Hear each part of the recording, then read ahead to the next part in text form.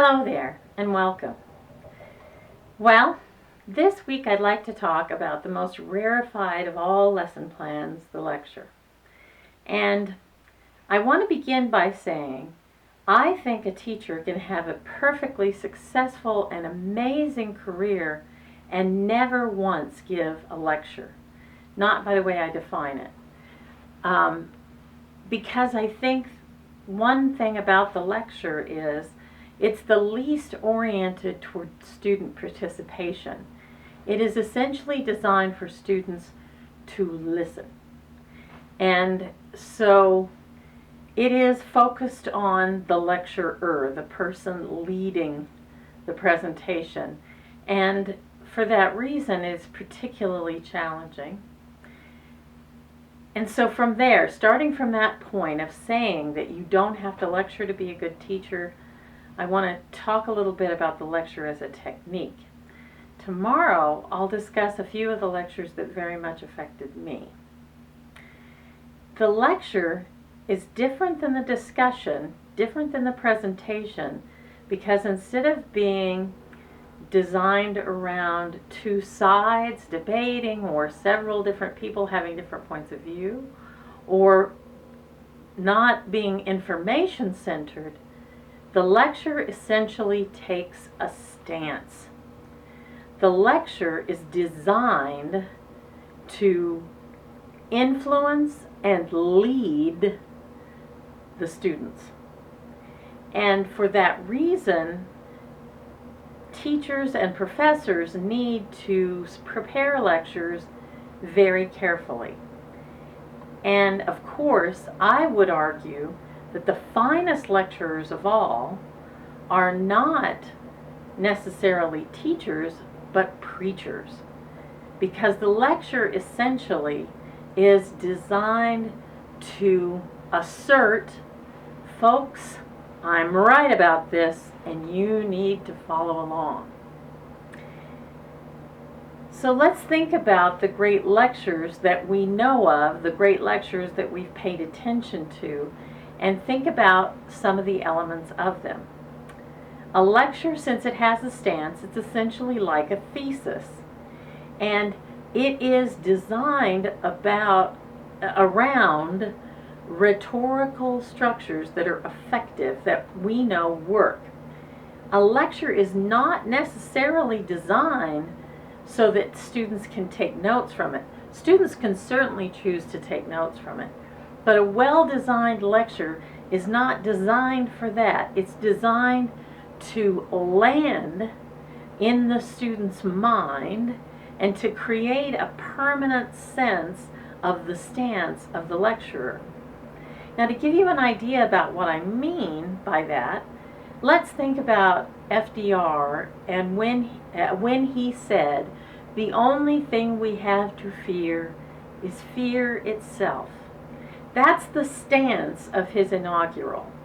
And it is rhetorically made so that you never forget it. You don't have to write it down. You won't forget it.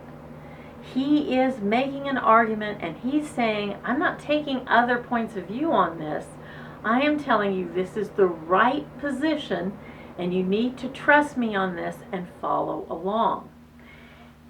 This is why it's important for lecturers to carefully consider the rhetorical structures they're using and the positions they're taking.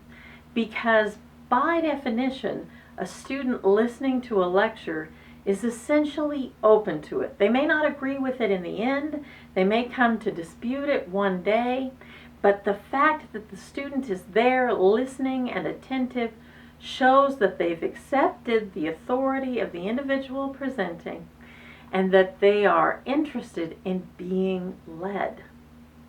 Let's take another inaugural.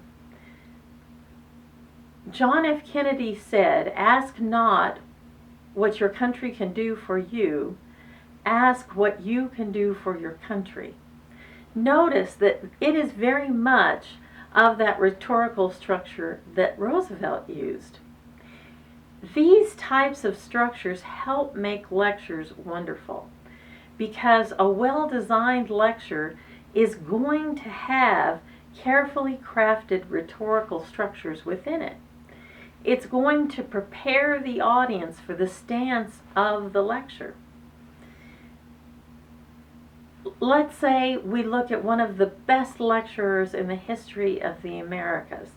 Let's look at the best lecture given in the 20th century. I know, I'm building up to it. Of course, it must be Martin Luther King Jr.'s I Have a Dream. King asserts in that lecture that the country owes all its citizens justice, fairity, and opportunity. Now, that's not what he says necessarily word for word, but it's the argument, it's the stance of the lecture. And what's interesting to me about that, I've mentioned that the other leaders were political leaders, and they definitely did influence how the country responded to their leadership. There's no question. Martin Luther King was not an elected official. He was a preacher and a leader, and his leadership changed the face of his nation because he was right. His stance was correct. And that, by far, is the most important part of a lecture's content. When you, as a teacher or professor, prepare a lecture, you must be absolutely certain that your stance is correct.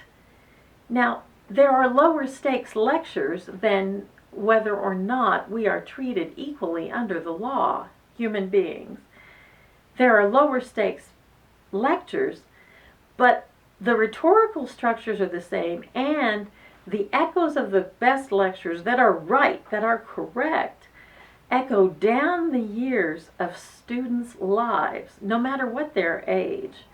Because when you make this assertion that this thing is going to be true and it's going to work, you are saying to them, you can trust me, I'm going to lead you along the right path. Most teachers will take on a lecturer's position when they're teaching about something that they know to be right. For example, how do you solve an algebraic problem with an unknown variable in it? I can do a lecture on that because I know how to do it right. But how do you pick a partner for life? I don't lecture about that because I don't know how to do that right. If you decide that you want to do a lecture and you want to present a lecture, I think you should very carefully consider it, prepare it carefully, and I think you should think about what your students need. What kind of encouragement forward do they need?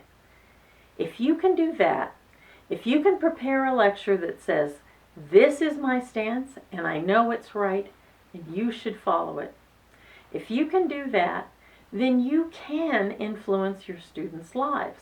But it's an awesome power. And because of that, you need to make sure that your stance is right. You need to examine it philosophically, logically, intellectually, and spiritually. If you're going to ask students to respect each other, if that's going to be your stance, you need to respect each other, then you need to prepare that lecture in a way that prepares for even those moments when they say, yeah, but aren't there moments when we don't have to respect each other? You need to be ready for that thought to cross their mind. And you need to have an argument for why that thought is the wrong thought to follow. I hope you've had some good lectures in your life, and I hope you give some good ones. But remember, they are not the mainstay of day-to-day teaching. They are the rare rhetorical stance presentation, not presentation, delivery that guides people's lives. Tomorrow, I'll talk to you about a couple of lectures that really did guide my life. That's it for today. I hope you have a lovely rest of the day, and I hope you see me soon, you gorgeous people.